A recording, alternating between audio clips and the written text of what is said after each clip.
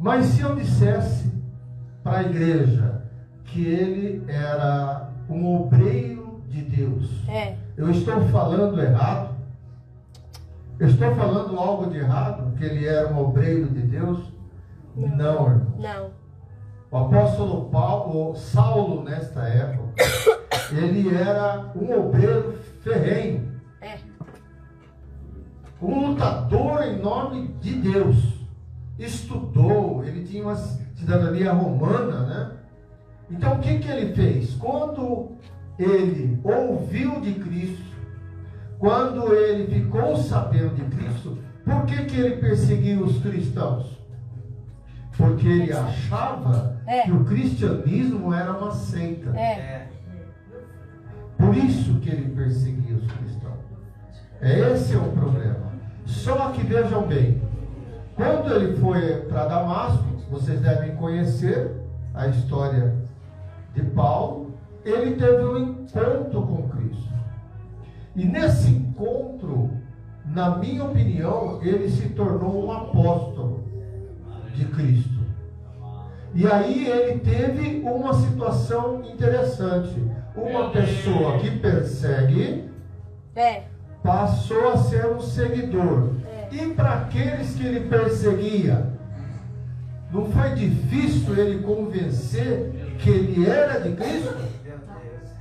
Agora vejam bem, quem foi um dos maiores, ou o maior obreiro do Senhor, obreiro de Cristo, na palavra de Deus? Aleluia. Quem foi que escreveu vários livros, defendeu o Evangelho? Quem foi? Paulo. Então, irmãos, veja bem, ele não é para ser uma pessoa que está tudo bem com ele. Será que Paulo teria problemas com relação ao Evangelho, com relação à sua própria vida? Será que ele não teria esse problema? Já pararam para pensar que quando Paulo disse assim, o bem que eu posso fazer, eu não faço. Eu não faço. Mas o mal que eu não quero, esse que sim é eu para faço. fazer, acabo fazendo. Ok? Então, o que acontece com ele? Ele nos mostra aqui que nós temos falhas. Aleluia. Temos defeitos que muitas vezes são cegados por Satanás. Meu Deus. Para que nós não conseguimos ter a nossa santidade e o crescimento da nossa fé. Aleluia, é verdade, Senhor, aleluia. Paulo também fala para Cristo sobre um espinho da carne. Agora olha como é interessante, ele fala como espinho da carne e nós não sabemos, né? Hoje em dia ninguém sabe, até hoje ninguém sabe que espinho que é esse. Mas esse espinho era a ferramenta de Satanás para esbofetear ele. E ele se incomodou muito com isso. Eu não sei se ele era baixinho, se era gordinho, ou se ele tinha algum problema físico, né? E aí Satanás batia na cara dele. Mas como que você está desse jeito? Por que Deus não te cura? Por que Deus não te cura? Então, Satanás, ele tem essa propriedade de mexer com algo, entendeu? Que você nem imagina. Jó era uma pessoa ruim. Não. Jó era uma pessoa que não era temente a Deus, que se desviava do mal. Ele não era isso. Ele era, né? Ele era um defensor de Deus, ele seguia os princípios de Cristo, se desviava do mal. Aí o que Satanás fez? Ele usou do engano de chama legalidade. Legalidade. Ele chegou, na verdade, veja bem, quem chamou isso, quem instigou isso, foi o próprio Deus. Meu Deus. Tá vendo? Jó, né? Bem, feliz, tudo em ordem. Aí Satanás está tudo em ordem porque você dá de tudo para ele. Olha aí. Quem é que dá de tudo para nós aqui? Deus. Deus. Aleluia. Deus dá de tudo para nós. É. E aí, essa legalidade que Satanás colocou foi para destruir Jó. Foi para que ele realmente negasse a Deus. É. Então, irmãos, vejam bem. Nós temos problema na nossa vida. Meu Deus. Alguém aqui foi, antes de ser evangélico, frequentou a igreja católica? Sim. Sim? Sim. Agora eu pergunto para vocês, não foi difícil você cortar do seu vocabulário Nossa Senhora? Virgem Maria? Foi ou não foi? Você estava pecando? Não estava pecando. Mas isso é uma situação que você veio e você traz de trás lá. Amém? Amém. Então, é importante a gente cortar a situação. Olha aí, aleluia. Então, irmãos, vejam bem. Nós precisamos, na verdade, olhar para Cristo e ver o que Cristo fala sobre esse assunto. Eu gostaria que a igreja abrisse a palavra em Apocalipse, capítulo 3. Glória. Glória a Deus, aleluia. Eita Jesus, filho. 14 em diante. Amém? Igreja, Apocalipse, como vocês já sabem, são cartas que Jesus passa para João, para as igrejas. Quando você lê e alguém fala sobre Apocalipse, a gente fala 7 igrejas da Ásia, não é isso? E hoje tem 7 igrejas? 300 milhões. Teve 7 igrejas? A Bíblia fala de 7 igrejas? Ou é uma igreja só do Senhor? Uma. A igreja é uma só do Senhor. Glória a Deus. É uma igreja. Por que 7? Porque Deus colocou, Jesus colocou um problema em cada igreja. Olha aí. Mas isso não significa que, por exemplo, a igreja que nós vamos falar de Laodiceia seja para nossa igreja aqui. Como as outras também. Pode acontecer. Aí Jesus veio falar para nós. Eu gostaria que a igreja, todos acharam? Amém. A igreja se colocasse de pé. Glória a Deus. Vamos. Meu Deus e meu Pai, Filho, Santa Verdade. Meu Deus. Vamos ler a palavra do Senhor. E ao anjo da igreja que está em Laodiceia, escreve isto, diz o Amém, a testemunha fiel e verdadeira, o princípio da criação de Deus. Eu sei as suas obras, que nem és frio, meu Deus, e nem é quente. Oxalá fosse frio ou quente. Meu Deus. Assim porque és mono e não és frio e nem quente, vomitar-te-ei da minha boca. É grave. Como dizes, rico sou, estou enriquecido e de nada tenho falta. E não sabes que és um desgraçado e miserável e pobre e cego e nu? Meu Deus.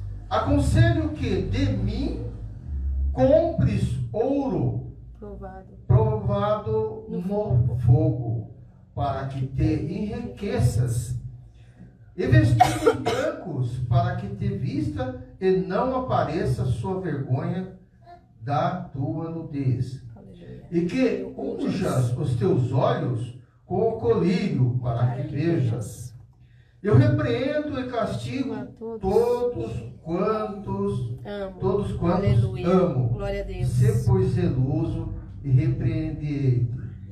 Eis que estou à porta e bato. Se alguém ouvir a minha voz e abrir a porta, entrarei em sua casa e com ele cearei e ele comigo. Ao que vencer, lhe concederei que se assente comigo no meu trono. Assim como eu venci, me assentei com meu Pai no seu trono. Aleluia. Quem tem ouvido, ouça o que o Espírito diz à igreja. Glória a Deus. Repetindo, Aleluia. irmãos, quem tem ouvidos, ouça o que o Espírito diz à igreja. Amém. Podia sentar, irmãos. Amados, essa igreja de Laodiceia, anteriormente ela não se chamava Laodiceia, ela tinha outro nome. Essa região de Laodiceia, ela tinha muitos terremotos nessa região. Então, irmãos, veja bem, o conquistador, preste bem atenção como o quadro foi montado. Essa região tinha muito terremoto.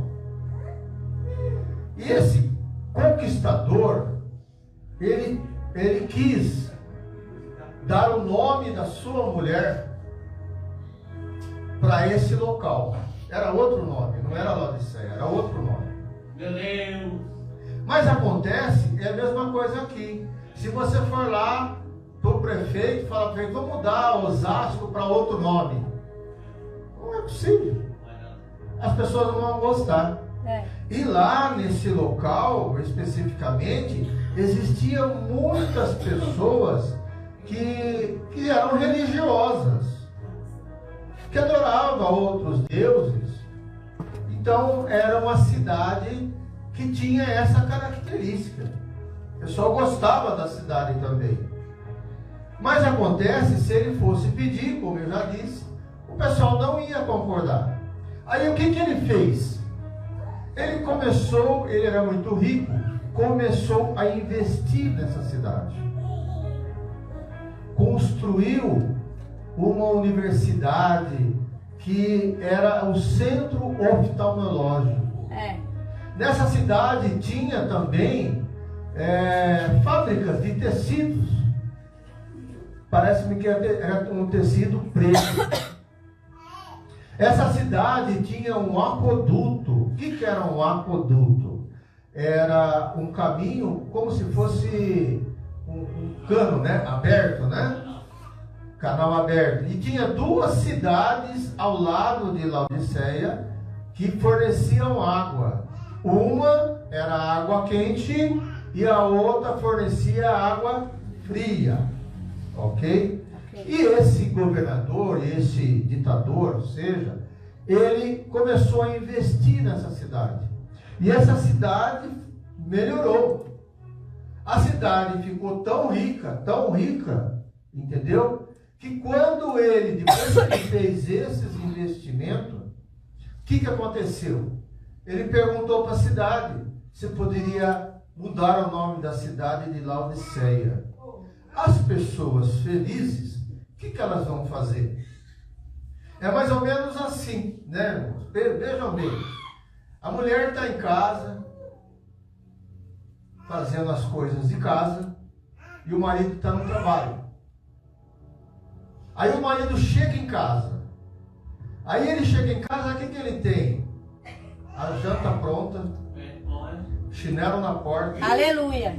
A mulher toda perfumada, bonita, tal. Aí tá querendo sorriso tremendo para ele. Entendeu? Aí ele chega, olha aquele quadro todo ali. O que acontece? Aleluia. Aí ele vai, aí o nosso. Aí a mulher fala assim, bem, eu estava andando na cidade e eu gostei daquele vestido bonito que Olha o chaveiro. Vixe. Ela fez o quê? A mulher sábia edifica a sua casa, né? Com carinho, com tratamento, ela ganhou o coração dele. Aleluia. Desta maneira, esse governador ganhou. Então as pessoas estavam satisfeitas. E aí foi formada uma igreja cristã em Laodiceia. Uma igreja cristã. Ei, pastor, que bom que nós tivéssemos uma igreja de Laodiceia da maneira que nós somos. Não do que Jesus olhou lá. Tá? Meu Deus. Não precisa de nada. Pega eu, Jesus. Tem cadeira, tem data show, tem tudo. Aliás, imagina os dízimos e ofertas dessa igreja. Uma igreja que não precisa de nada.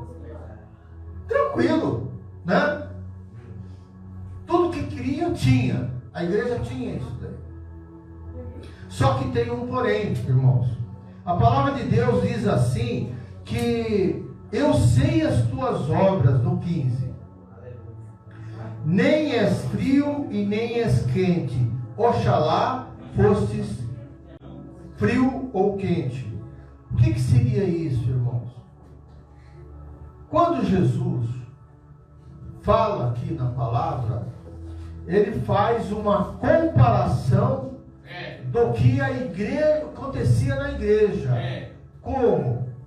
Na cidade. Como? Os aquedutos, um quente e um frio. Jesus fala também que é para comprar ouro passado em brasa. Ou seja, um ouro que não é da pessoa humana. Não é uma preciosidade carnal. É uma preciosidade espiritual. É como se você comprasse de Deus, entendeu? Um pedaço, uma porção dos céus. Aleluia. Então você precisa ser digno disso. Você tem que comprar. Como é que você compra? A palavra de Deus diz que nós devemos ajuntar tesouro aonde? No céu, aonde a traça, o ladrão não rouba. É no céu, não é? Ajuntar tesouro. Como é que você consegue esse tesouro? Comprando.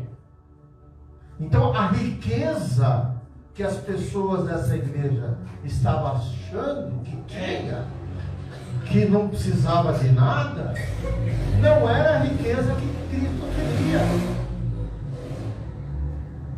Olhos, quando Jesus fala sobre os olhos também.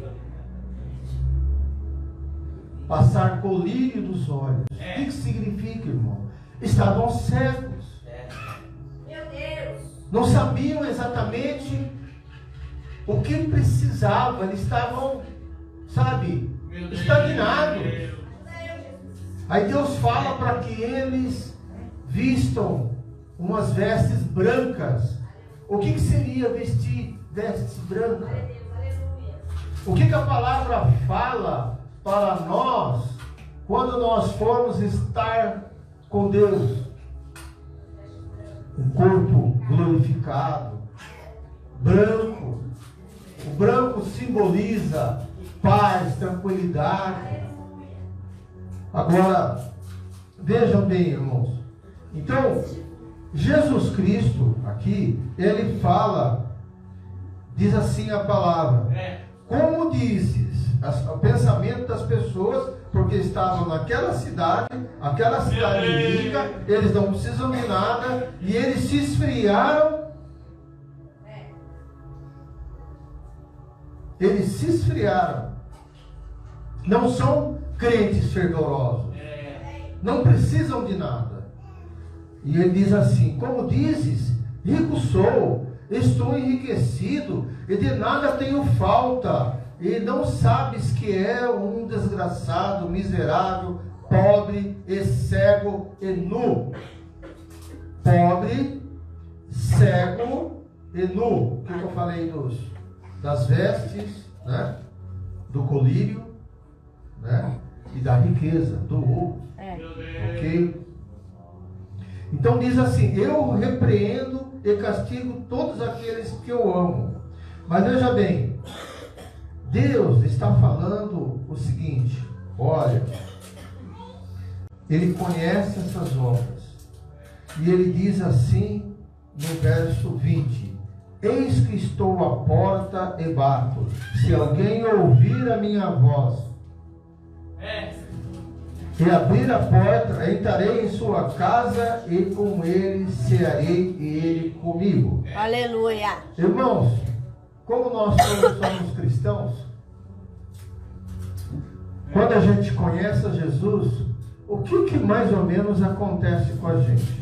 Aleluia. Você era do mundo, você não conhecia a Cristo. Você pede o quê? Para que Cristo me aceite. Entre. Quando você pede para Jesus entrar na sua vida, o que você está fazendo? Você está abrindo uma porta, não é?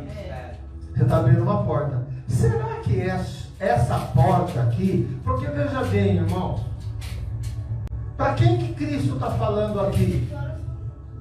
É para os ímpios? Para quem? Para a igreja.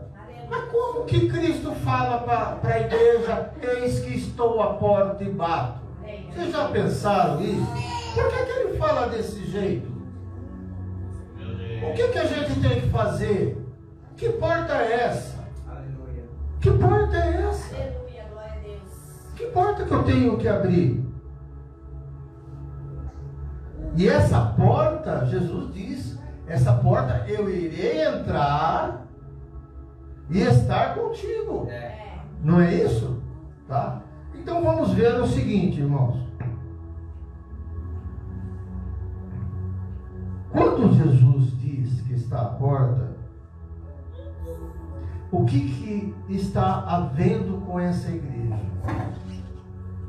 Imagine o seguinte: nós como cristãos, se você tem uma observação boa sobre o cristianismo, o que Jesus fala sobre fé? Para os discípulos no barco, homens de pequena fé. Para o centurião, não vi fé maior que essa. Amém? Então nós entendemos o quê? Que a fé tem pequena e a fé tem fé grande. Não é isso? Santidade. Quando você conhece a Jesus, você se tornou santo? Ou você tem que buscar essa santidade? Buscar. Então, significa que para Deus você tem um processo de crescimento. Amém? Não é isso? Tá. Então vejam bem. As suas obras espirituais. Você tem obra espiritual? Tem? Estou fazendo a pergunta, não é retórica. Vocês, cada um, você tem. Qual é a sua obra? Mas aí tem alguém batendo na sua porta. Cristo falando para você: olha, eu quero te usar. Eu quero estar com você. Quero que você seja uma pessoa melhor. Quero dar crescimento para a sua vida. Por quê, irmãos? Porque às vezes, olha, outra porta, perdão. Você precisa perdoar o seu irmão. Você precisa perdoar alguém. E Jesus está batendo a sua porta. Meu Deus, aleluia. Você vai abrir? Deus precisa entender, irmãos. É basicamente quase igual à palavra da semeadura. A palavra vem de encontro a você e você não abre a porta para Jesus. Então, quando você não abre a porta para Jesus, Jesus fica assim: meu Deus, eu quero entrar na vida dessa pessoa e não consigo. Evangelismo.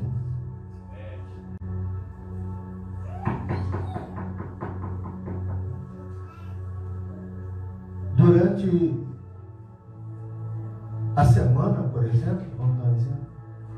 Você falou de Jesus para alguém? Você é um evangelista nato? Deus muitas vezes dá dicas. Não dá, pastor? Às vezes você está conversando com alguém, você não sabe quem, nem quem é, né? E de repente Deus dá uma dica para você entrar com uma evangelização. É, verdade. Com uma esperança. Meu Deus. Sentimentos. Irmãos, esta noite Deus está dizendo assim: não fique parado. O Evangelho é para quem trabalha, é para quem anda, é para quem cresce, é para quem busca santificação. O Evangelho é para quem não está satisfeito com o que do que é. Quero crescer mais, quero buscar mais.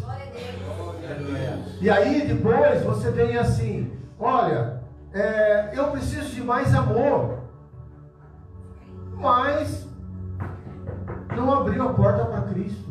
Como você vai amar? A palavra de Deus fala sobre o fruto do Espírito. Um desses é o amor, gozo, paz. Tem pessoas, irmãos, tem pessoas cristãs que não têm paz. Meu Deus. Não tem essa paz que excede todo entendimento, irmão. Mas por que não tem essa paz? Porque na hora que você precisa estar buscando da fonte da paz, buscando quem é te dar paz, ele não está dentro de você, não está, aquela área você não abriu para ele entrar. Não abriu. Aleluia. Longanimidade, benignidade, mansidão, domínio próprio.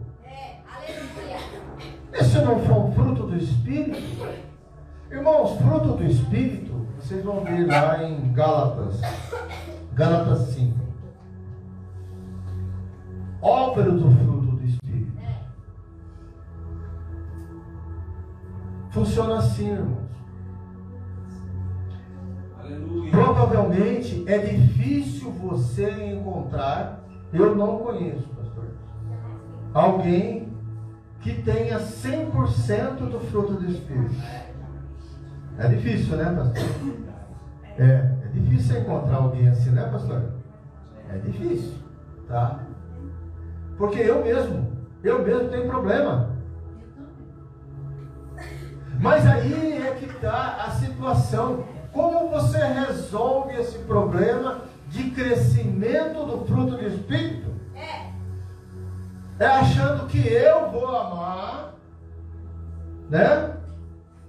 E com as minhas próprias forças, e eu vou conseguir esse fruto do Espírito.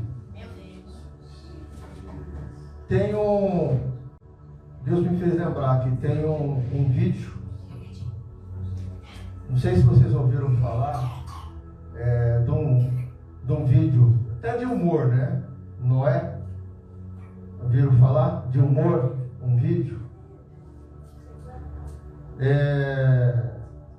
E eu sei que esse vídeo tem alguém que representa Deus. Ok? E tem uma pessoa que é a mulher desse Noé. Ela está com dificuldade porque ela não cria que Deus usou o marido dela como um Noé. Não, né? Aí tem uma passagem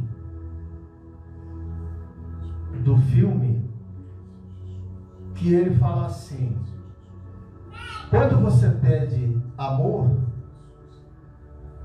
Deus dá amor para você?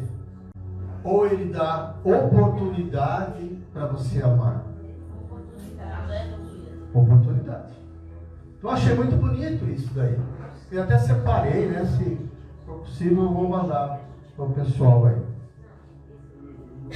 Então, Deus, Ele dá a oportunidade para você tomar as atitudes. Então, isso é importante. Por quê, irmão? Porque você não deixa Deus para fora da sua vida. Porque o nervosismo, por exemplo, você não é longânimo. Hoje em dia, irmãos, lembra que a palavra diz que com o aumento da diversidade, o amor de muitos esfriarão. Então vejam bem, irmãos, hoje, quando você olha um problema numa TV ou numa situação, entendeu? Você não se escandaliza tanto como antigamente. Por quê? Porque você se acostumou. Irmãos, não devemos acostumar. Olha, irmãos, eu, sinceramente, lá em casa, dificilmente é o canal 7 e o canal 13. Porque é difícil você ver o que as pessoas estão fazendo aí de maldade. Certa vez, antigo, Deus me lembrou agora. Um ladrão pegou, roubou o carro.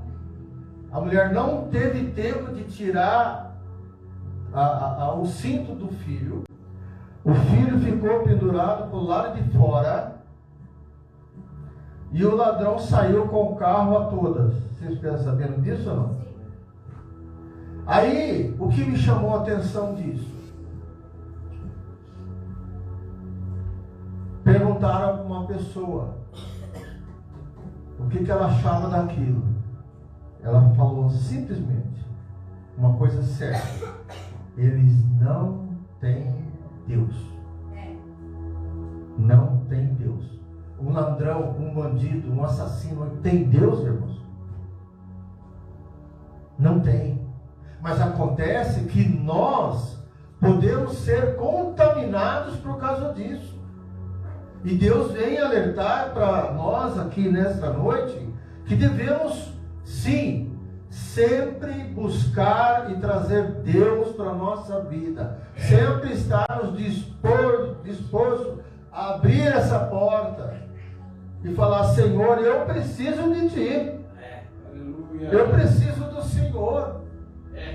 É mais ou menos assim, como uma pessoa na sua família não tem amor, não tem Deus na sua casa, na sua família, não tem Deus no trabalho. Irmãos, eu já tive uma experiência onde uma pessoa falou esse absurdo para mim. Sabe o que ele disse? Negócios e Deus não se misturam. Acredita, pastor? Não, sou cristão. Eu ouvi de alguém que se chama cristão. Não pode uma coisa dessa, irmãos?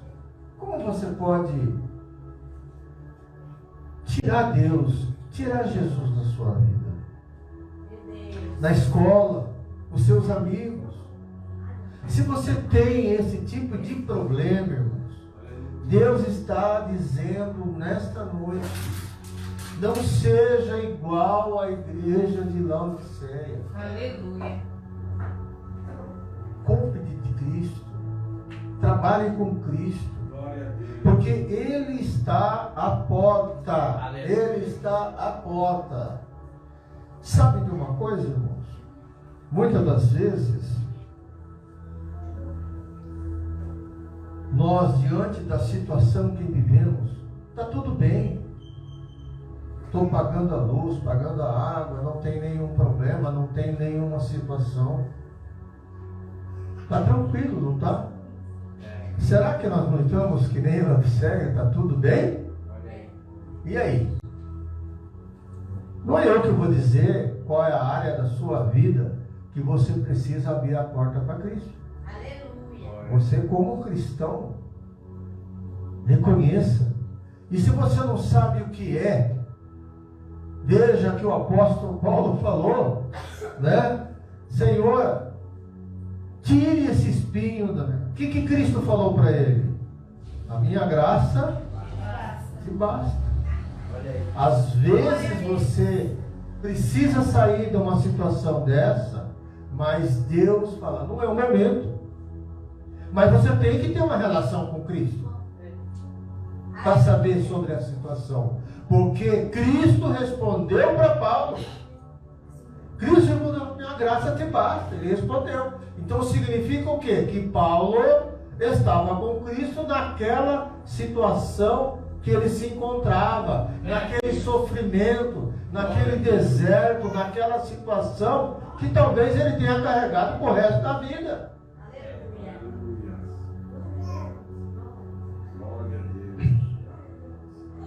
Então, irmãos, o que é morno?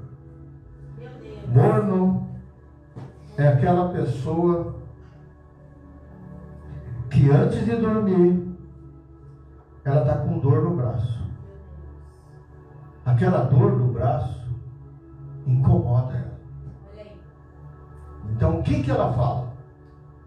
Amanhã eu vou no médico. Amém? Eu vou no médico. Mas ele dormindo, se mexendo, ele encontra um jeitinho para dormir que ele não sente dor. Aí ele dorme, não dorme? E no dia seguinte ele vai para o médico? Não. Meu Deus,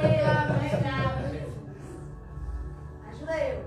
Meu Deus. Glória a Deus. Às vezes Deus coloca um deserto na sua vida. Entendeu? Não é para você dar um jeitinho. Meu Deus. É para você tomar uma atitude.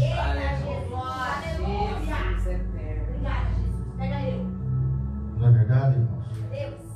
Queridos, peço a Deus, essa é uma grande verdade. Aleluia. Que nós devemos vigiar. Nós devemos tomar cuidado com as nossas atitudes. Eu não sei, não dá para saber quem é quem tem esse problema. Mas se você acha que você não tem problema,